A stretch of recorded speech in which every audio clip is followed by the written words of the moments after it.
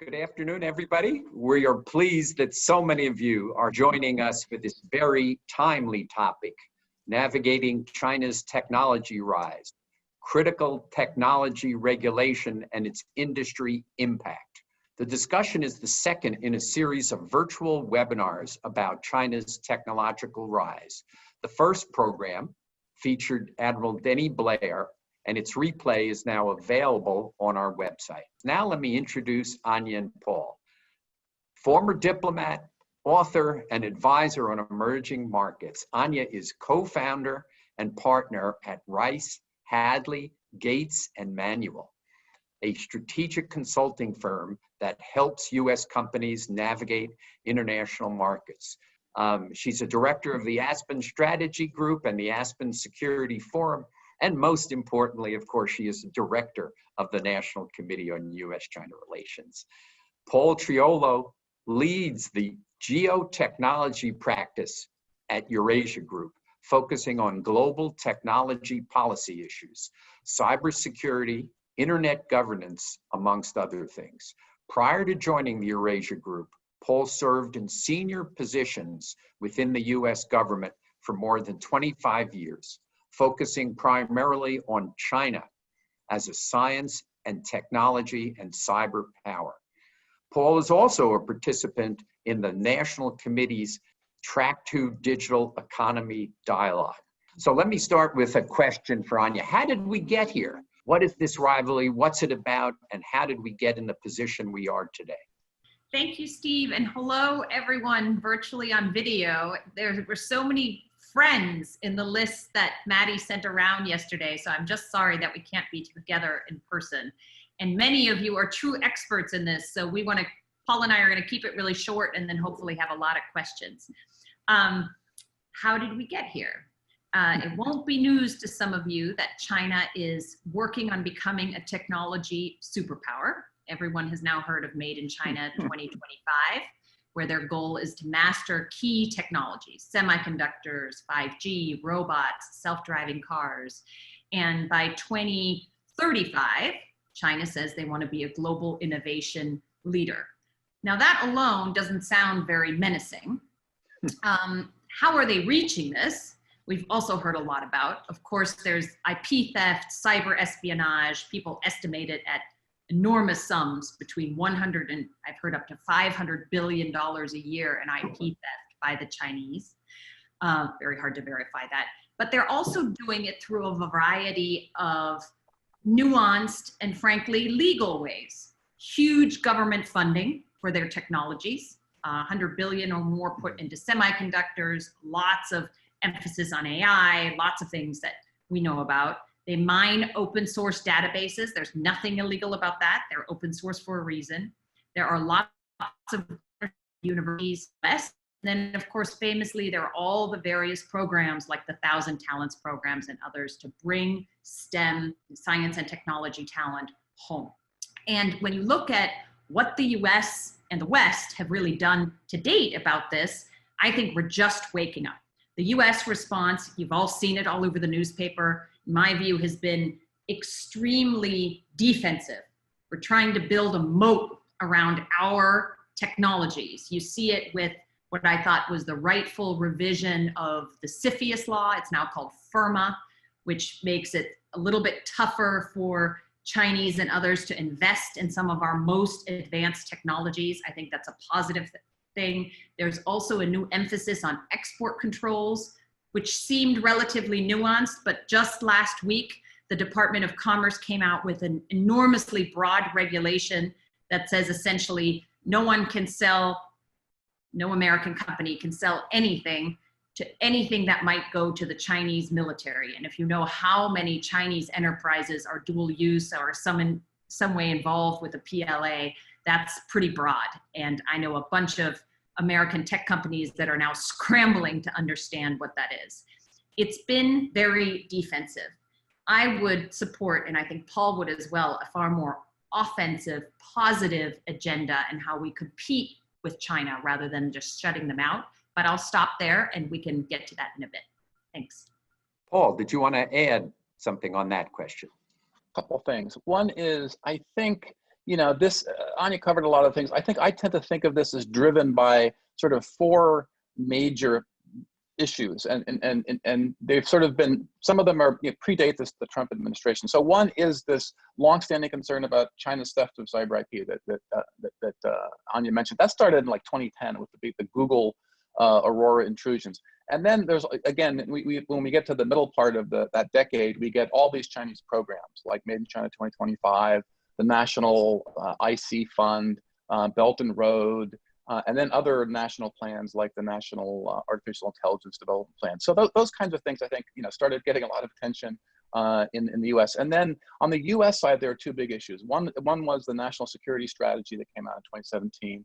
And that talked significantly about protecting the national security innovation base. So basically that made all of Silicon Valley now as part of the US sort of national security apparatus. And I think that's a little bit of a change from from previous administrations in terms of putting basically the whole US innovation game in that basket. And then I think finally is that broader sense that China is now a big tech player, and also the growing perception over the last couple of years that China was not living up to its WTO obligations, and particularly in key areas like market access for US tech companies, right? So there's a big tech component to that. So when we look at this and then we jump down into the policy realm with those four themes, then the tech conflict, if you will, has centered on these trade-related tech issues, subsidies, market access, the stuff of the 301 investigation, basically. And then the technology control issue, this perception that China has been taking advantage of the US export control system, which hadn't been updated for some time, and also the investment review system under CFIUS and FIRMA. So early in the administration, both of those segments were upgraded with new legislation, and we can talk more about how that has played out. And then the other big factor, I think, is supply chains, the sort of obsession at the Pentagon and other places with lots of Chinese stuff in the supply chain. So the Pentagon, for example, did a study, and the number they came up with for dependence on China for their critical supply chains was so high that they classified it. Okay, and then the final theme, I think, which is really important, we can talk more about, is that this meme that's part of the Washington consensus, which is the U.S. and China are locked now in this sort of zero-sum long-term struggle for the technologies of the future. AI, quantum computing, 5G, but more importantly, there's a corollary there, which is that China is going to misuse these technologies in ways that are inimical to Western values and Western democracy. So think facial recognition in Xinjiang, and quantum computing to break crypto, et cetera, and 5G around Huawei, right? Which we can talk more about. So those four themes, I think, are and then the sort of specific areas are really critical. And then finally is this narrative which has grown up in DC around decoupling, and that's what this has all sort of led to. And again, you can argue that China started the decoupling, right, by not allowing U.S. companies like Google and Facebook and the social media companies to participate in China's digital economy. And then also, the financial system in China is not really coupled. The RMB is not convertible, et cetera. So China has had this sort of, in both technology and economic spheres, a sort of, has not been really wanting to fully couple. And so some have argued that China started the decoupling, of course, and then the U.S. with advisors like Peter Navarro and others have sort of latched onto this idea that the supply chain, there's too many supply chains in China, so we need to sort of decouple those supply chains. So the decoupling narrative, which we had as our #2 top risk this year, is sort of is around in DC. And I think the important thing to understand about that is that coupling in the new ICT sphere, the information and communications technology era around 5G and the internet and all these things, it's different than when we were buying sneakers and toys from China, right? It's much more complicated, because now you're through the technology, the two sides are much closer, and there's more, and vulnerabilities become more evident. And so that's, I think, led to this, for example, particularly the concern about Huawei. If Huawei is going to build the world's next generation internet and 5G networks, and the U.S. doesn't trust Huawei because of its relationship to Beijing, then that becomes a huge problem in a way that might not have been so salient even 5 years ago. So I think those are all contributing to the sense of the U.S. and China are in this conflict over technology. Anja, well, both of you mentioned that one of the reasons we should be fearful is this enormous government funding that is occurring. Over the years, I've watched government fund a lot of things. By and large, when it's in the technology space, it's not usually successful. Enormous amounts of money are spent, and the results generally are not terrific. I mean, one would argue, let's say the high-speed railway was a success, but semiconductors has been rather a failure. The Chinese government has spent hundreds of billions of dollars trying to catch up to Intel, Qualcomm, et cetera, and have failed. So should we be so worried about government spending? Yeah, I'm so glad you raised that, because I think this is a perfect example, Steve, of how what Paul talked about, decoupling, has taken on a life of its own. And I say this to my Stanford students, the US, we're the country of John Wayne. We like good guys and bad guys, and we're not very good at nuance. And this is exactly the kind of policy that requires nuance. So Chinese government funding is always being thrown around. And I do think it is true that in the United States, we need to reinvigorate our basic and applied research R&D. That's been going down, especially going down as a percentage of GDP. The private sector is making up a lot of it, but the stuff that the private sector is investing in isn't really the national security related tech that we're worried about here. But I think your question gets to exactly this point, is how do we bound the problem? Instead of decoupling everything between the US and China, which seems to be the path we're currently on, let's think about what we're really worried about here. So in the technology space, I would argue it's 3.5 different technologies.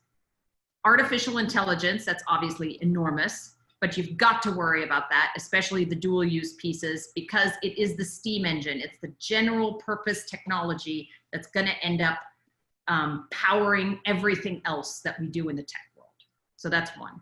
2, semiconductors, because they're the building blocks. You can't do AI, you can't do any compute until you have the most advanced semiconductors. We're really still ahead in the United States, especially in design and in manufacturing the equipment. But most of the world's semiconductors are actually produced in South Korea, Taiwan, Japan. So thinking carefully about how to shore up that goes into our government and DoD, I think is reasonable.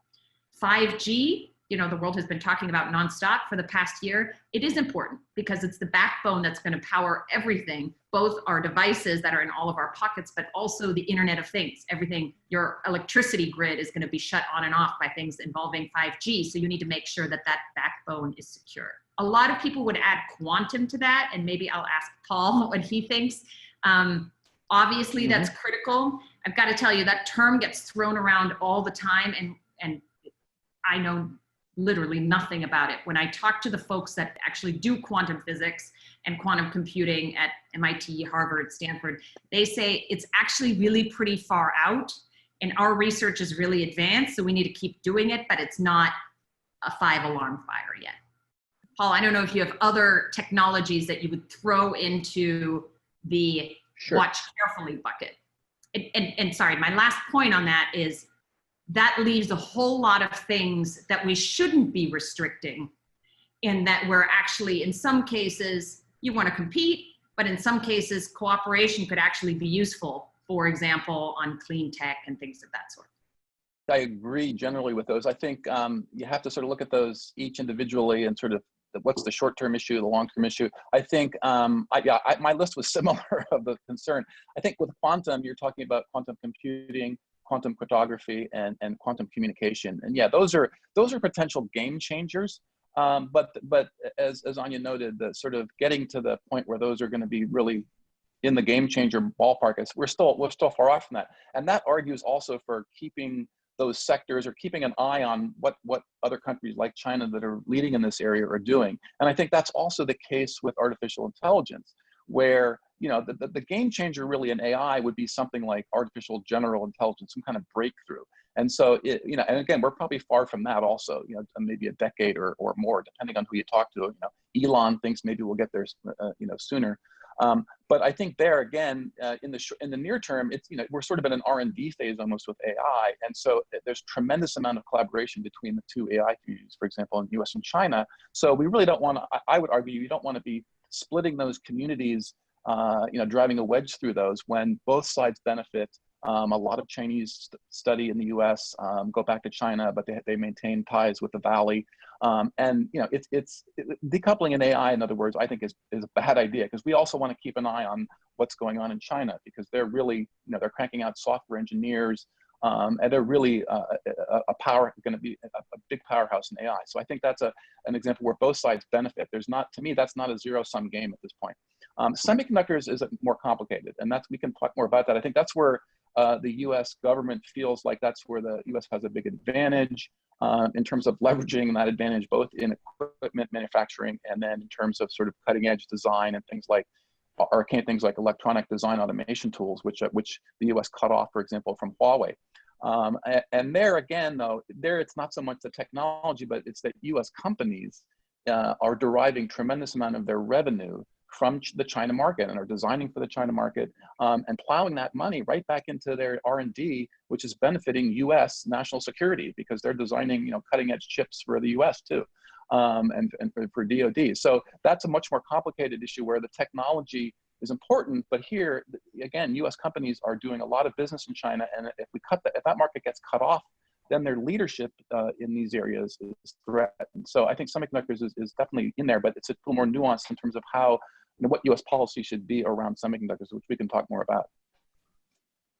Should we have, there were folks at DOD, my source is nobody at DOD, my source is an article which talked about DOD opposing a lot of the restrictions on U.S. semiconductor exports to China for precisely the reason that you mentioned, Paul, which is by cutting off that market, ultimately you reduce the amount that these companies can devote to R&D. So do you think the policy towards semiconductors is wrong today?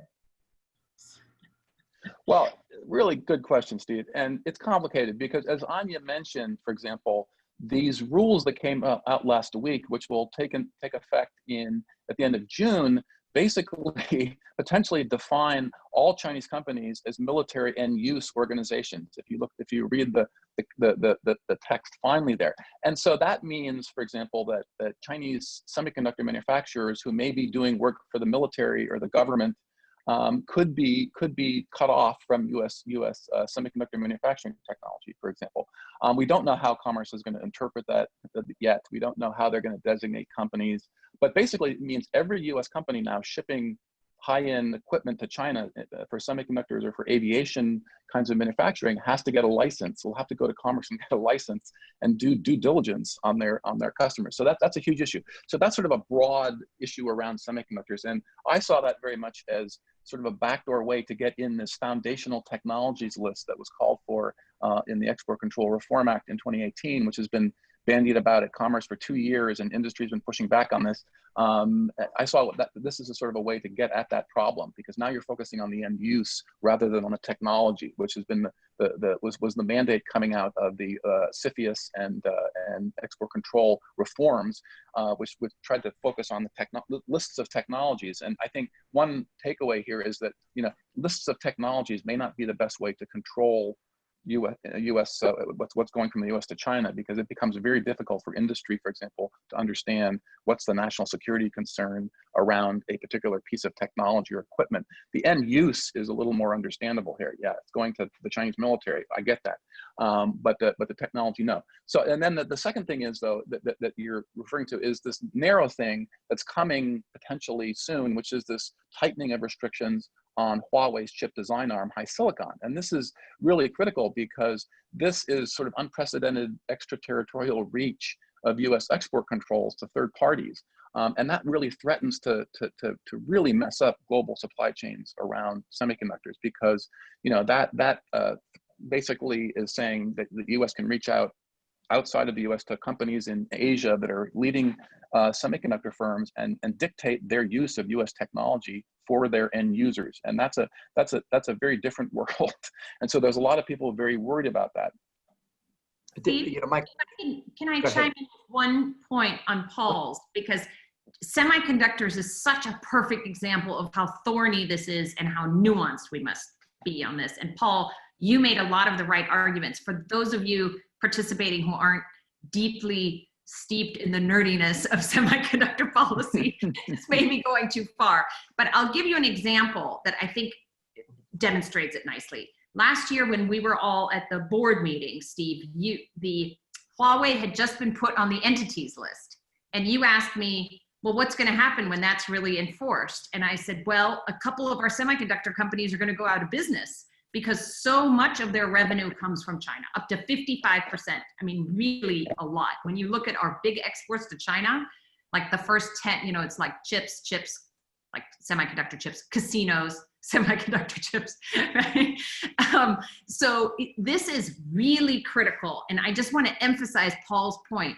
If our semiconductor firms aren't selling to China, there aren't a lot of markets to make up for that. So then all that revenue doesn't come back into the system to pay for the R&D. So what do you do about this other than prohibiting? You could give incentives, which I think are justified. You could do something international, like a consortium with the other countries that are really advanced in semiconductor technology. So that's Samsung in South Korea, it's the Japanese, it's Taiwan, which is of course an incredibly thorny issue. It's the Dutch with semiconductor manufacturing equipment.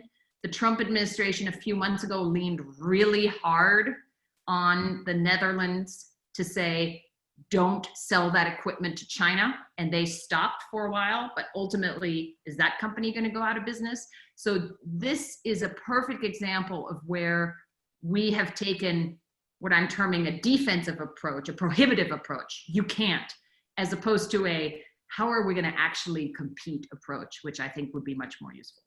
So my question, it relates to last week's regulations. So they were quite broad, really sweeping, and potentially could be devastating for U.S. companies. Did we coordinate that with other countries where they're competitive producers?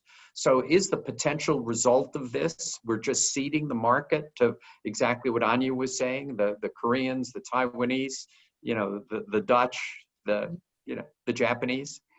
I don't think we coordinated. Paul may no, I don't think there was any coordination. This afoot. My friend Pav Singh from DIUX and I have been talking about this for over a year now. And there is actually now within the State Department under Keith Kroc an effort to do what we call the Tech 10, to have an alliance with some of the technology powers to actually start coordinating some of this stuff. Limited thoughtful export controls, limited thoughtful investment restrictions, maybe something more on the incentive side. But as far as I know, in the US government, that's in its infancy and it's coming out of state, not out of commerce. Paul? Yeah, let me just say something quickly. I mean, this is one of these classic things, right, where this is a problem that started years ago, this concern about how do you verify end users in China, military end users. So a lot of this began in a different era in terms of how do we change the export control laws to account for the fact that some companies in China that are claiming to be civilian may actually be diverting technology to the military. But then, of course, the climate changed, and now we're, as I mentioned, we're in this era of trying to define foundational technologies. So I think this rule that came out last week was sort of had been churning through the system for quite a long time, and ended up popping out last week. And again, we don't really know, how it will be enforced, but it definitely was not part, I think, of a broader strategy around how do we really, control technology we want to control without disrupting industry. So, last year, I think it was the Senate, some senators like Mark Warner from Virginia proposed the White House set up an Office of Critical Technologies and Security to have somebody overseeing a higher level body overseeing all these things like FIRMA and investment reviews and export controls, because at this point, there doesn't seem to be, for example, a coherent strategy either within the US government, let alone with allies, in terms of what are we trying to control, what are the priorities, and how this is impacting on US industry. Because basically what we said is after 30 years of supply chain optimization in Asia and China, lots of pieces of that have now become national security problems, and that hasn't really been articulated as clearly to industry as possible. So that's part of the problem here. So this thing pops up last week. I was frankly a little bit surprised also, because it is so sweeping, as Steve mentioned, and we don't, theoretically, for example, this could, as I said, this could be applied to any Chinese end user that has a military connection. So for example, I immediately thought of both Huawei and ZTE. This could mean that this could be also closing the loophole on the entity list, which a lot of people jumped through last year on Huawei, to ship semiconductors from non-US origin locations, right? But now if you're focusing on the end user as a possible military end user, and you have to get a license for even things you're shipping from overseas, then that could have a much bigger impact on industry. Now there's going to be 60 days of some discussion, and I know that the industries is going to try to discuss with BIS, how this is going to be implemented. But yeah, no coordination as far as I can tell, either internationally or with industry on this. And let me just zoom out to the broad point, which this specific example makes, which is you literally can't get anywhere in Washington these days by arguing for a thoughtful, nuanced China policy. And increasingly, that's with Republicans and Democrats. I mean, when you look at the Trump campaign unleashing this Beijing-Biden ad campaign, and then Biden pushing back by arguing that Trump was soft on China or bamboozled by China. We're in silly season, at least until November. And so not much hope for any rational policy. But the problem with this one in particular, these regulations in particular, was we are now in Depression era unemployment. And what this potentially does is creates more unemployment.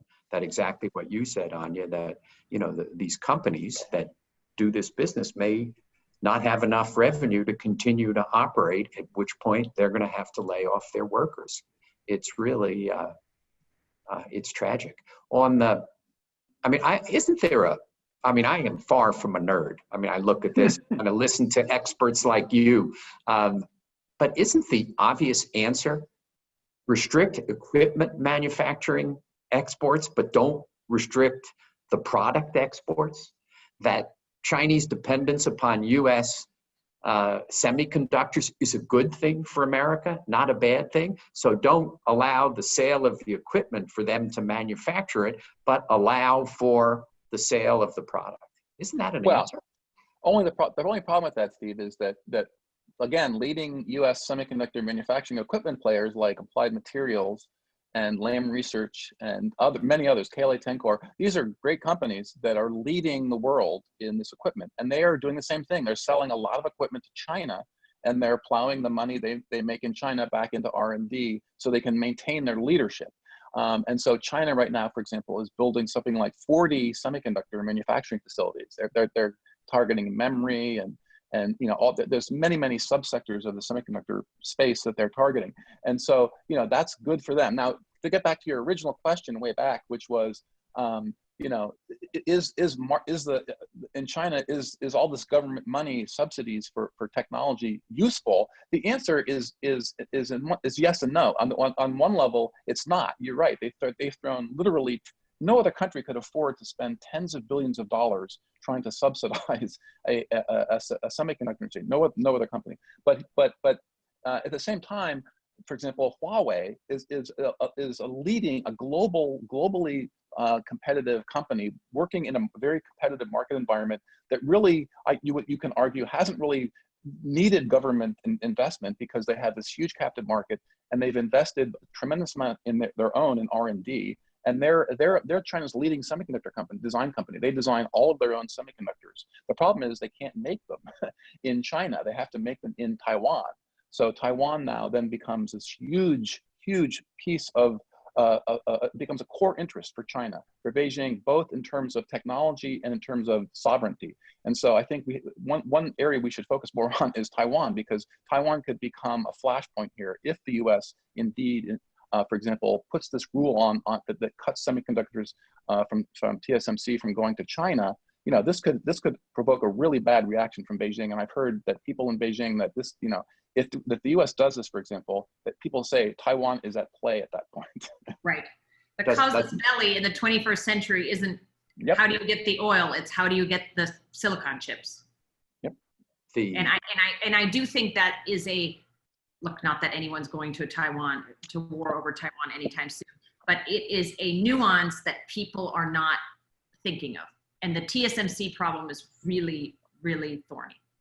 And Steve, I think Paul has answered your question, but the problem is it's even more specific than that. So yeah, maybe you sell the equipment to China that's sort of the third-rate chips, and maybe you sell the second-rate chips, but you certainly don't sell the best chips or equipment, and you also might want to stop the R&D. There are still some pretty high-level R&D joint ventures between some American and other Western semiconductor companies and the Chinese. So I think well, that's great. I would still argue though that the focus still be on the end use, because I think that's critical. I think you really narrow the end use to really clearly military end use.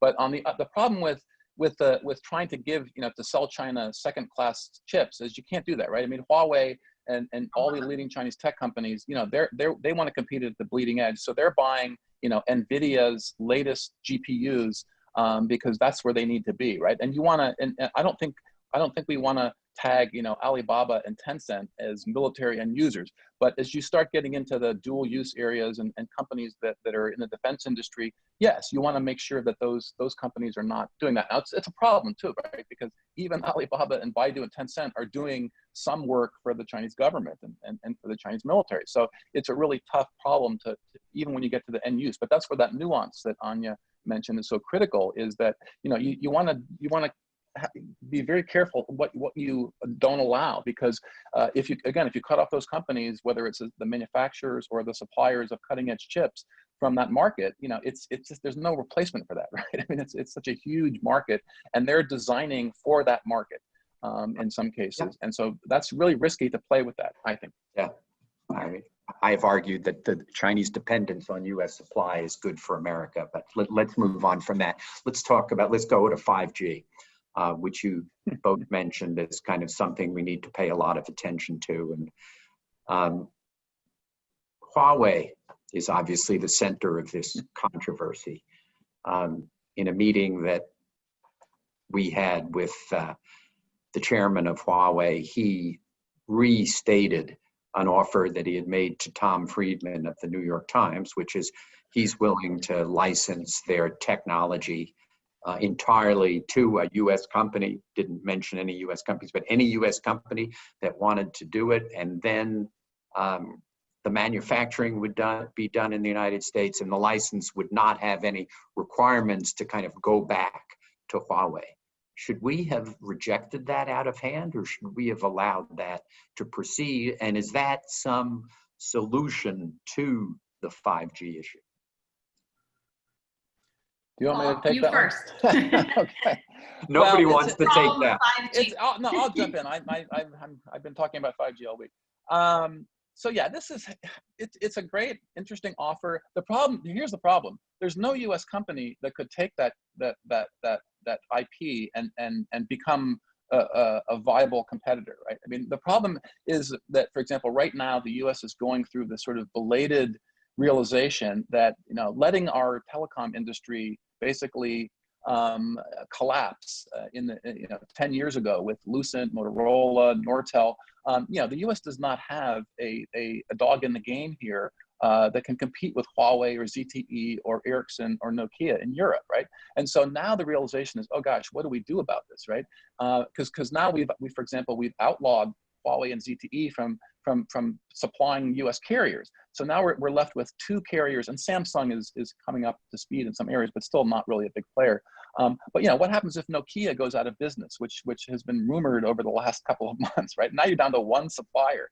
So the U.S. is now in the midst of a huge U.S. strategy debate over what should the U.S. government role be in 5G. And so that it comes down to two things: shoring up the existing system, which is maybe there's a strategic investment in Nokia or Ericsson, as Attorney General Barr suggested a couple of months ago at CSIS.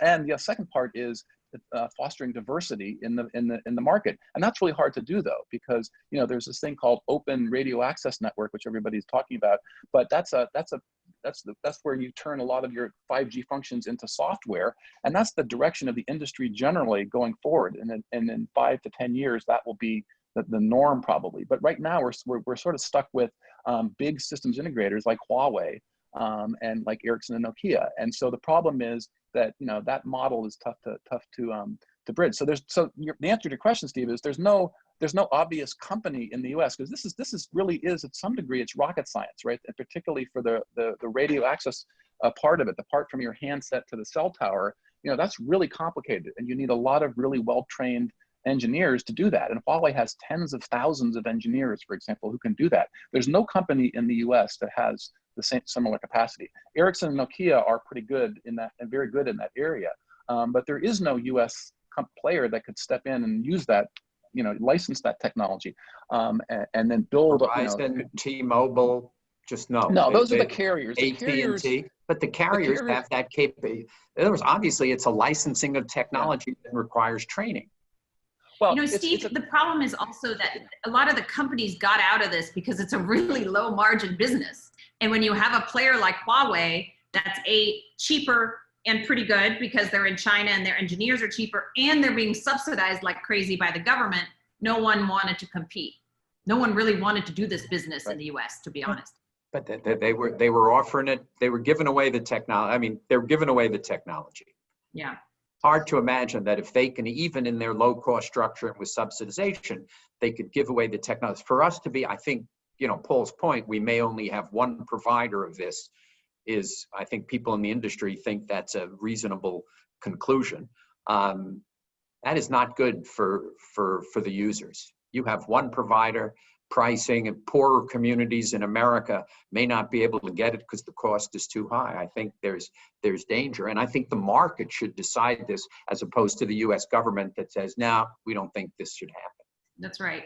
And I do think, Steve, of all the different ideas floating out there, and there are a lot of them, the O-RAN network that Paul mentioned is one of the most promising because it basically takes the advantage away from Huawei. So the reason Huawei is so sticky in the market all around the world is because they've vertically integrated themselves. So if you have a Huawei 4G network, you can't go with another supplier for your 5G network unless you rip out all your Huawei 4G. Wow. Enormously expensive. And that's obviously really beneficial for Huawei as they're going around the world now. That's one of the sticking points here. Once you develop this open source virtualized software layer on top, which is what O-RAN is, more. My view is, I think technology isn't quite there, but we could get there in a couple of years. Then you take all of that advantage away. And I think that's one of the best proposed solutions.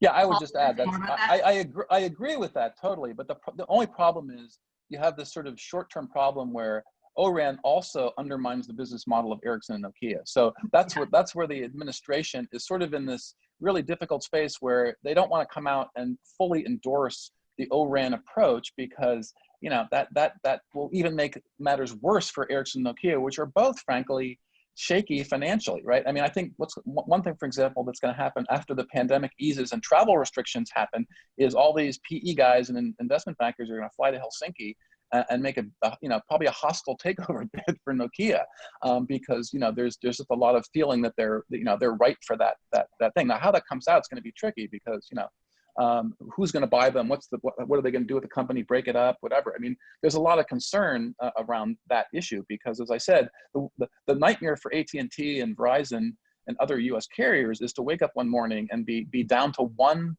provider, basically, right. And they have millions and millions of subscribers. So the problem with O-RAN right now is that it looks like it's probably going to be okay, and they're trialing it in Japan in some smaller networks that Rakuten is leading. But that's like 20,000 subscribers.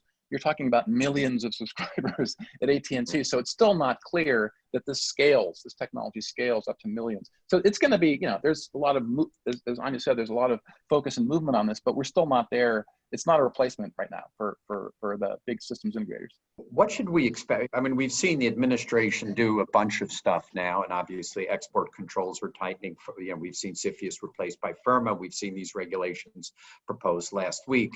What should a lot of people on this call are interested in is what's coming down the road is the first part of the question. And the second part of the question is, what should we be doing?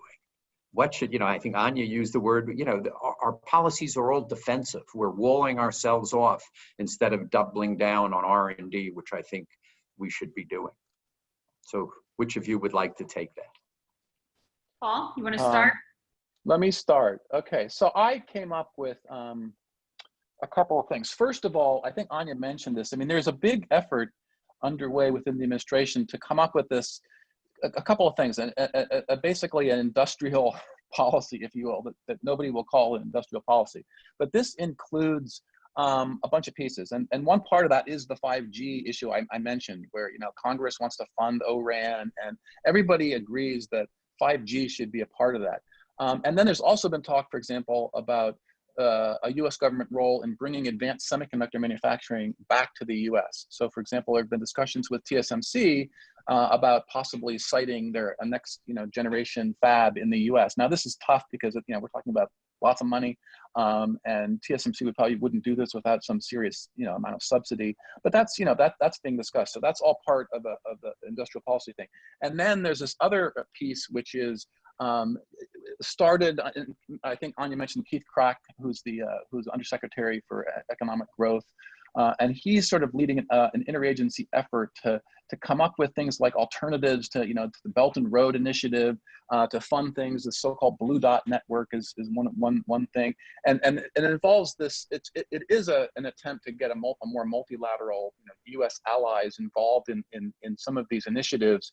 And for example, a more agreement around 5G standards and 5G, the security around 5G supply chains. So that's sort of that's what it's a more organized government approach to to have an alternative essentially to things that China is offering, like Belt and Road and like Huawei and all these things, right? So there's a realization that the U.S. isn't going to have an industrial policy like China, but there have been people who are saying we have to sort of compete with China in a way along China's rules, and the government role has to be stepped up, and there has to be more coordination, and there has to be some kind of strategy long term, right? I mean, that's where China has this huge advantage. Is they started working on 5G in 2014 with an all of government approach, right? The U.S. can't even allocate mid-band spectrum for 5G, right? Even now, this late in the game, there's up until now, there's been zero U.S. strategy around 5G, for example. So China has a huge advantage in that they can marshal,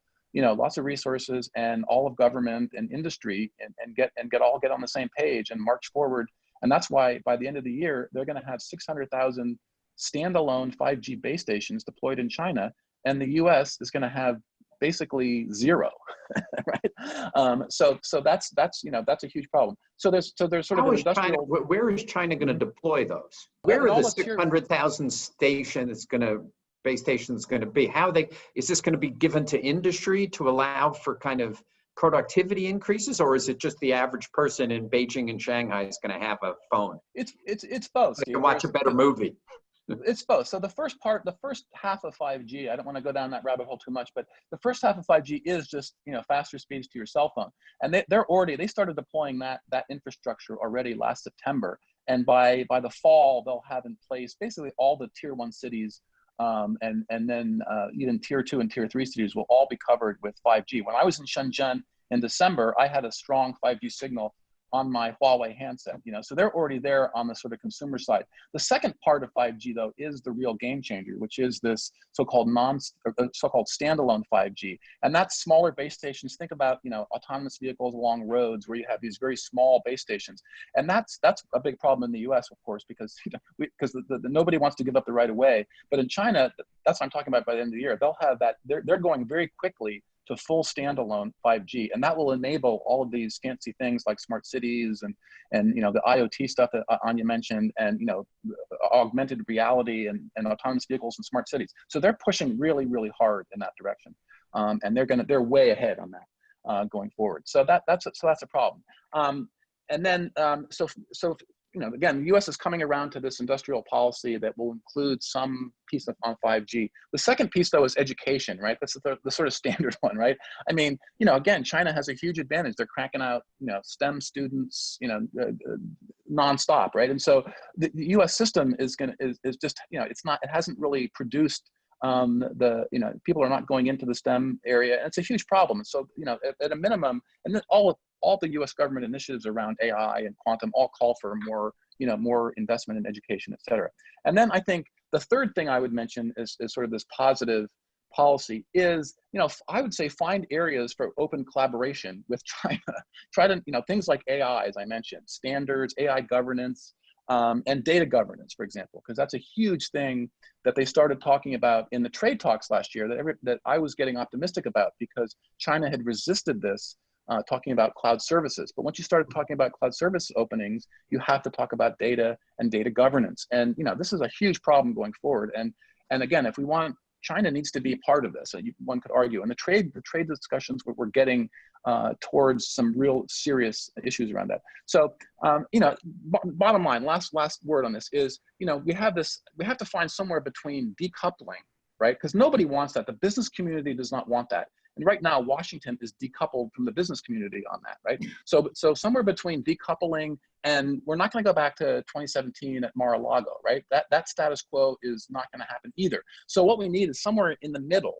My friend Scott Kennedy at CSIS has proposed this thing called principled interdependence, right? And it's actually a pretty good idea, but it tries to capture this idea that we're going to have to be tough on China, but not decoupling. Is nobody wants decoupling, at least all in the business community. Not clear. Anja. Yeah, Paul really discussed what's happening very clearly. Let me give you some thoughts on ideas that would be relatively inexpensive and really move the ball forward. And actually, Steve Hadley and I just did an op-ed that's going to come out on Monday on what you might do in the next round of stimulus to help us be more competitive with China. So here are a couple of ideas. The big one is, of course, the federal R&D budget. As I said in the beginning, it's going down all the time. There's a study out of MIT that says for every additional 10 billion spent on federal basic and applied R&D, you're creating 400,000 great new jobs in the US. I don't know where they got that, but that's real money. 10 billion is nothing to sneeze at, but clearly we need to be doing more, right? You could do things that would cost no money, like R&D tax credits. They've gotten so broad that I actually looked this up this week. You can get an R&D tax credit for developing a new craft beer, a new emoji, a new way of producing chocolate. And that's, I like craft beer and chocolate, but maybe we should have really amazing tax incentives for the strategic hard stuff that I talked about, strategic AI, semiconductor, the stuff that we care about for our national security, a little for things that are more at the margin. On STEM education, huge problem in the OECD PISA rankings. China always ranks 10th, a little maybe cheating goes into that number. We rank 31st. That's pathetic, no matter how you put it. Short of fixing the whole US education system, which we all, of course, need to do. The Eisenhower administration had a really small strategic loan forgiveness program when we were competing with the Soviets that could cost between $1 and $3 billion a year, just to encourage more Americans to get undergrad and graduate degrees in the disciplines that we really care about. Those are just, and then, having this conversation now all over, all as experts have it, when you talk to the US government, there really is very little competence about technology in the government. We've done things like get rid of the Office of Technical Assessment, which used to sit inside Congress. It was, I think it went with the Newt Gingrich revolution in the mid-1990s. Didn't cost very much. It cost like $20 million a year to have real technical experts that could advise Congress on this legislation. You need people like that in DOD. And for our defense procurement, you just got to get more efficient. And we're spending way too much money on big platforms that are unnecessary. Chris Brose and a bunch of others are really good on this. If we did more to help these technologies with our government and especially our DoD procurement, you would fix a lot of these problems, and then maybe you'd have a fewer destroyers and aircraft carriers. Given that we've spent a necessary 2.4 trillion on COVID relief for the American people, do you worry that kind of R&D efforts or expenditures on defense, or expenditures on virtually everything are going to be impacted? I worry a lot. That's why Steve Hadley and I wrote this piece, because you're now looking at stimulus bill number 4, and we obviously don't have perfect information, but from the few folks we talked to in the administration, the focus is rightfully short-term support, but then also, of course, they're getting all the lobbying from existing industries to save them. And some of the ideas I outlined are really inexpensive. We're talking $1, $3, $5 billion a year compared to the $3 trillion we've already spent. Feels like this is the time to be a little bit more smart and strategic. And just to give you an example, that phase 4 that Anja mentioned, there's probably going to be funding to tear out Huawei and ZTE equipment from U.S. rural telecommunications networks. So we're going to be spending, $1, $2, $3 billion, maybe more, to rip out that Chinese equipment, and then have to replace it. So that's another example of where. Should we do it, Paul? Is this an example of mistaken policy? Well, it's complicated. And money ill spent? I definitely think so. I mean, I'm not sure why we're worried about, now the problem is that some of that equipment is serving, maybe used by carriers who are serving missile silos and other things, right? So people are sort of freaking out about that. But my bottom line view is that there's many ways to secure networks and to secure communications, and so I think that we could have used a more nuanced approach. But here, the sort of the concern over Huawei has led to us to just want to be consistent, and so just pull it out, rip it out, and get rid of it. Yeah. So we're sort of, that's where we are. But as an example of money spent. Let me start taking some of the questions, since it's our board of directors, a lot of whom are on this call. First one is from Mike Lampton. How many of these regulatory trends / predispositions would change if the elections change parties in the executive and legislative branches? It's such a good question. I do think the Biden campaign is right now, I'm just trying to be careful not to say too much. A lot of us are probably helping, but they're focused on the politics, and I think the policy will be much more nuanced than what you're seeing out of the campaign. But the idea that we'll ever go back to 2017 or 2016, I think it's just over. I think we're just in a really, COVID put the U.S. China relationship over the precipice, and you literally can't say anything moderate about China in the United States. I mean, the American people are now see China as their adversary. There's going to be a lot of talking to Americans to make sure that we don't get too extreme. So yes, slightly different, but we're still in an adversarial relationship. I would just add, I agree. I would just add, at a minimum, you're going to have you would get back to a more orderly decision-making process around China. So, what we have now is, no principals meetings to discuss some of these really complicated issues. So the White House meeting a couple of weeks ago on Huawei was the first principals meeting on Huawei, right? Where the collateral damage could be, war with China over Taiwan. And you have, so at a minimum, you're going to get back to an orderly strategy development and policy process around China that will also focus more broadly, I would believe, on the other issues where, that have provided ballast for the relationship over the past couple of decades, right? Areas of mutual concern, climate change, terrorism, et cetera, right? I mean, the problem is right now we're sort of, there's no, the only two cabinet level members in the U.S. government that have working relationships with the counterparts are Lighthizer and Mnuchin, right? That's it. And so that's sort of unprecedented level of non-dialogue with China, if you will. So I think at a minimum, you'd get back to some more constructive discussions. But yeah, I agree with Anja that, nobody's going back to 2017. So that's why I think the problem is finding that sort of middle ground that doesn't, that it acknowledges the problems but doesn't sort of, get into this escalatory spiral where we're heading toward decoupling or even, military confrontation, God forbid. Another director, Bob Peterzak, asked, to what extent is production technology, fourth industrial revolution type devices like robotics, a focus of the mutual concern between the United States and China? I think to the extent that it's military use, this is the problem with so many of the new technologies. There's just a lot of dual use. So to the extent that can be used by either military, yeah, there's a concern, but the problem is that bleeds into everything else. Paul, do you want to have more specifics? Well, I would again argue, I think Anja mentioned earlier that, again, semiconductors, what are robots chock full of, right? They're chock full of semiconductors. And then, there are broader issues around, the sort of the environment that, for example, on an automated factory using robots, you're going to have 5G, you're going to have cloud computing. So yeah, so I think the problem is that that now it's, the technologies are all quite interlinked, and so that's why I think this move towards focusing on the end use rather than on the technology itself is probably the way to go, because what we're really concerned about are those companies that are where the technology would get to the Chinese military.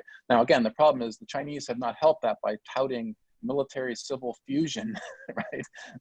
Which was I think Vice President Pence used that in his speech, to show that basically, and the administration has basically said this to companies that, if you're doing business in China, you're contributing to the goals of the Chinese Communist Party, and by the way, also probably to their military capabilities. So that is, I think, again, that's such a broad, painting everything with such a broad brush, that to get back to some agreement around what is really dual use and what is really of concern here, rather than just everything going to China could end up, in the Chinese military, which I think nobody really believes. But that's sort of where we are now at the level of dialogue.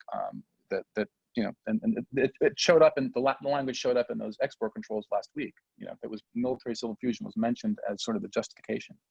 That's right. One additional sentence on civ-mil fusion, because it seems to be in every speech these days. It's real. We need to be concerned about it. But if you actually read the Chinese documents on civ-mil fusion, they're trying to copy us. They say things like, right, America has this big bad DARPA. Let's have one of those. They have this big bad DIUX. Let's have one of those. They, so we just have to be a little careful that we're not always painting them as 10 feet tall. They've got a long way to go on civ-mil fusion. Great. All right, I want to try our new technology. Could somebody promote Nick Lardy, our vice chair, to Nick? Are we going to just hear you, or can we see you? Somebody needs to unmute him. Oh, there we are. Hi, Nick. Hey, Nick. Great program. I have a question for Anja. Very specific. Great technology. You mentioned the fact that Huawei is heavily subsidized. That's something I frequently hear or read. But the only evidence I've ever seen about government subsidies to Huawei was for something that we would call vendor finance. In other words, they've got a big line of credit so they can get, their buyers, their users of their equipment can get, I don't know whether it's cheap finance, but anyway, they got a big line of credit available from some of the biggest Chinese banks. Are there other forms of direct subsidy? Yeah, it's a really good question, because my info on this is all anecdotal. Anecdotally, I hear the following: the typical free land, all the credits that the Chinese give to their own companies, they're giving to Huawei. And then a lot of this kind of stuff, vendor financing, zero interest loans if you're a little African company and you want to put in Huawei, and letting them finance it over longer terms than Ericsson and Nokia would. But you're right that all I've heard is anecdotal, no hard evidence. Paul, do you know more? Let me jump in here. I think really the vastly more important thing is that in the Chinese domestic market, the government policy, it's not over, it's basically local telecom carriers are all pretty much relying predominantly on either Huawei or ZTE. So it's through the purchasing power of the state, if you will, where that Huawei now has approximately 80% of the Chinese domestic market, and that's huge. So they just won major tenders, for example, with China Mobile to expand 5G, right? So they don't need subsidies, right? Who else is going to do it, Paul? There is no other provider. Well, there's Ericsson. Ericsson in China, bid, and Ericsson did get some of the contract. Ericsson did send. Nokia was shut out of the latest round of bidding. So, but you know, the EU has been hitting up China for years to try to open up that telecom market to make it sort of a more level and fair playing field. And so, you know, Ericsson is going to still be, if they have 15% of a huge, of 900 million subscribers that China Mobile has, it's still sizable. But yeah, but that role has been shrinking over time. So on Huawei, I think that they just have they have a couple of big advantages. One is that huge domestic market, which allows them to scale, you know, and cut price. And then they're not publicly held, so they're not beholden to you know, quarterly profits and shareholders. So they can also offer more competitive prices. So they have those two advantages I think outweigh any government subsidies that they would get. That's the benefit of any private company over any public company. They don't have quarterly reports to worry about. Yeah. When we saw Chairman Ren, he made a big point of that, you know, too many of the telecom companies in the West are driven by the need to report quarterly and therefore are not making the long-term investments. He does not have that problem. Having said that, the campus that they built, which is a recreation of different European cities for each kind of, you know, which houses 25,000 employees, is something that a public company would never do because public company shareholders would go crazy. Yeah, it's really a stunning thing to behold. Absolutely. So let me go to a few. Let's see if I had other board questions here. Can you discuss if there's any merit to the national security review of Tik-Tok? I can't. You know, I've looked at this, and you know, it's not something we necessarily follow in any great depth. I really don't think so. I mean, I've spent a lot of time in China. I was on the Guangzhou metro in December, and every last teenager with their smartphone on the metro was watching short videos on the Chinese version of TikTok, right?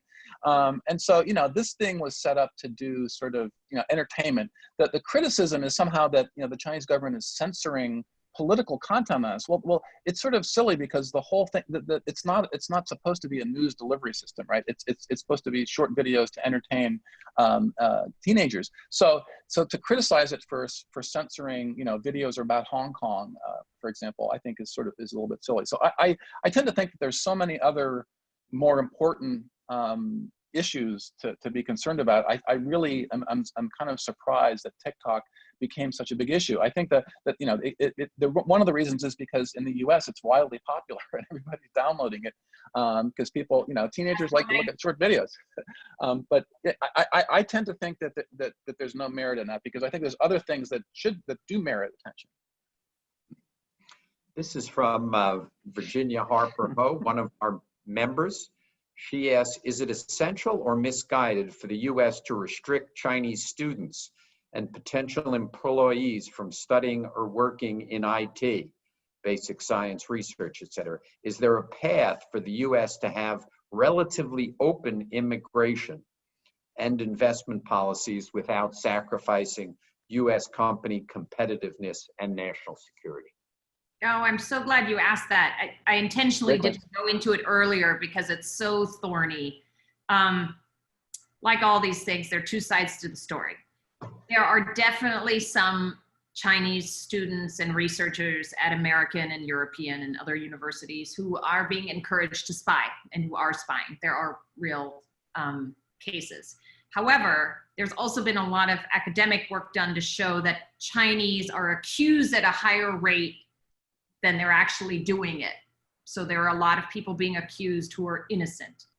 And overall, there's nothing better we can do than to bring Chinese students and others here to learn about our system and to be part of the open system. And so my view is absolutely, it's a terrible idea to ban Chinese students from American universities, which is being bandied about a little bit right now.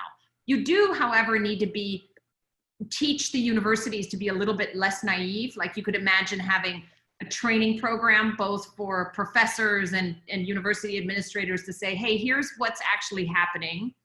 Here's what you should report if you see it. And then I would be pretty clear, frankly, with international students who are not singling out the Chinese and saying, hey, if you do this, here is the result. You're being a spy and you're going to go to jail, right? So be a little bit clear about what the consequences are. But overall, let's not out Chinese the Chinese. We need to keep our open system. I'm in violent agreement with that. I will just make a couple comments. One is, Tom Cotton, his comments the other day that, Chinese should be coming here and studying the Federalist Papers and not quantum computing and artificial intelligence. I think, he sort of grossly mischaracterized the situation too, in terms of students going back to China. So there was a really good piece that came out shortly after that, which demonstrates that, large numbers of Chinese students, for example, stay in the United States and benefit U.S. technology companies, right? I mean, I think U.S. technology companies, for example, are very not supportive of any sort of restrictions around this kind of thing around STEM education. I agree with Anja that when you have cases and absolutely prosecute cases where there's clear espionage, but it still seems like it's pretty small numbers of you're talking 400 to 500,000 students here. I think the problem is the Bureau, the FBI, looks at that number and just kind of freaks out. Like, how do you possibly monitor all the students, right? So so I agree that the universities need to be very careful about this. But on the other hand, universities are not freaking out because if they lose Chinese students because of the pandemic and because of the hostile atmosphere that's been created, frankly, in the U.S. by comments from the FBI director that all Chinese students are spying for the Chinese government, that's something we want to try to avoid and ratchet back. So I know Yale is freaking out about the fall, where they may they may lose $200 million because Chinese students aren't going to come because of the pandemic, and then there's a longer term trend of probably where Chinese students will go to engineering students will go to Europe and Japan, other places. Yeah. One more sentence on this. Yeah, American universities will lose a lot of money. My view is it shouldn't be about the money. It should be about cultural exchanges. The second point is, to follow up from you, Paul, we make it really hard for them to stay.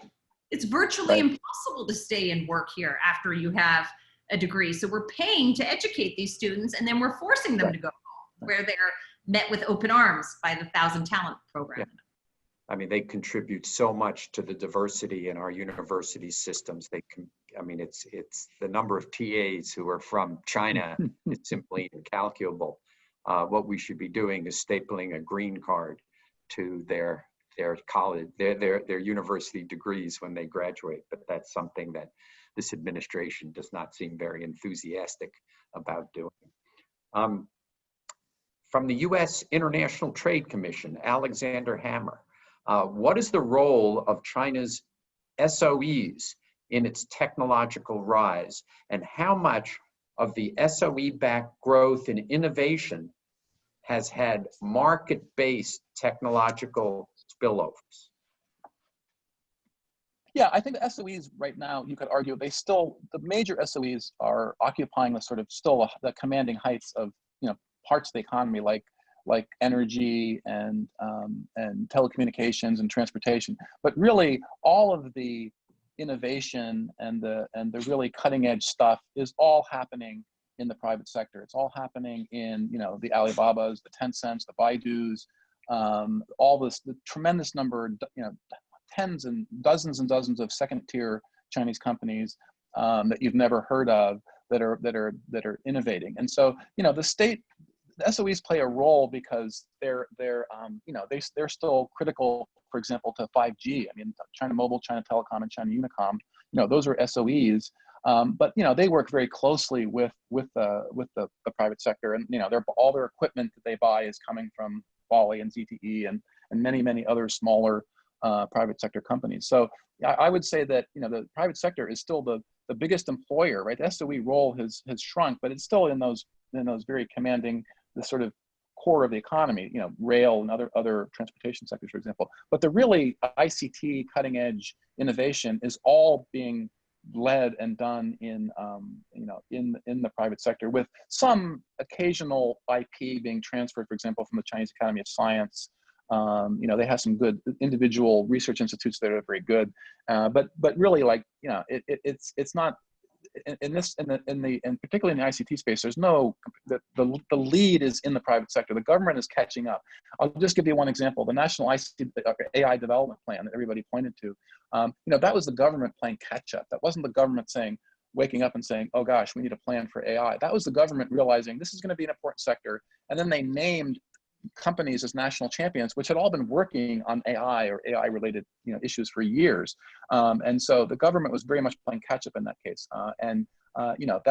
That's where we are on the tech side. I think that it's still the most innovative companies are all in the private sector, and they're all they work with the government, but they're not SOEs. We're starting to run very low on time. So we've spent almost 73 of our minutes talking about what the United States should do. If I could transport you to Zhongnanhai and put you in front of Xi Jinping, what would you tell him to do? The Chinese that I speak to, some are actually quite buffaloed, quite puzzled by what's going on in the United States. They kind of say, a lot of this is just misinterpretation. So if you had 15 minutes with Xi Jinping, what would you tell the Chinese to do to fix this? And I'm just talking about the technology competition. I don't want to go into all the other issues which they would need to kind of do something to fix.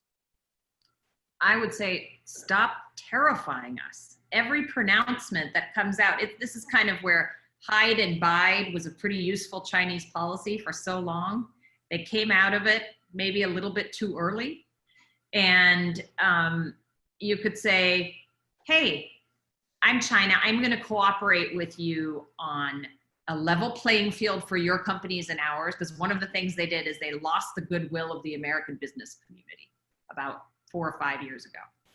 And those were their biggest advocates, and they no longer have them. So actually create a level playing field. Let Ericsson have some of your market. Let our internet companies compete there.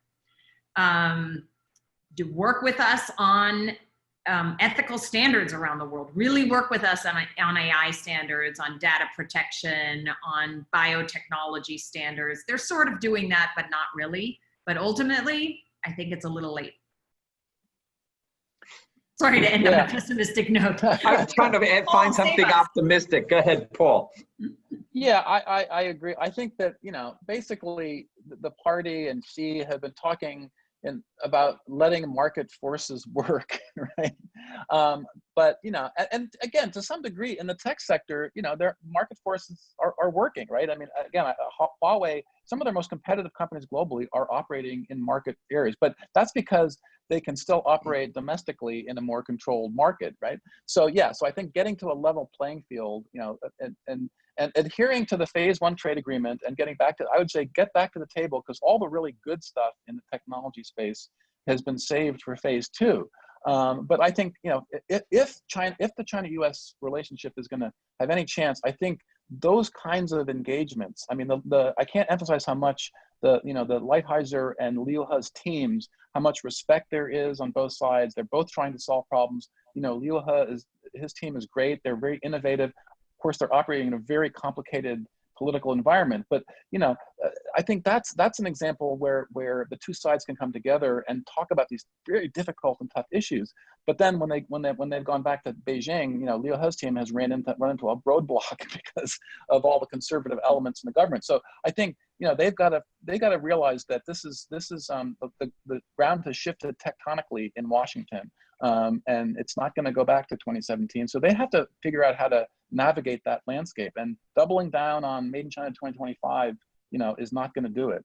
And so they've got to figure out a way structurally to address these issues that the U.S. is rightly concerned about, and seek new ways where cooperation can happen. Like Anja mentioned, these key areas like AI and quantum. These are big issues that aren't going away, and the two biggest players in the world have to find a way to collaborate on some of these things, because we the last thing we want, I think, is a decoupled, bifurcated technology stack where I can't roam to China on my 5 or 6G handset because it's because they're using a different standard. I mean, nobody wants to go back to that world.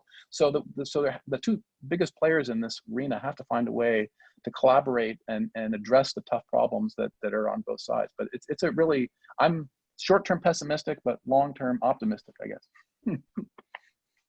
That is, I've used the same phrase in many of my speeches, short-term pessimistic, but long-term optimistic, because we need to find a road to cooperate.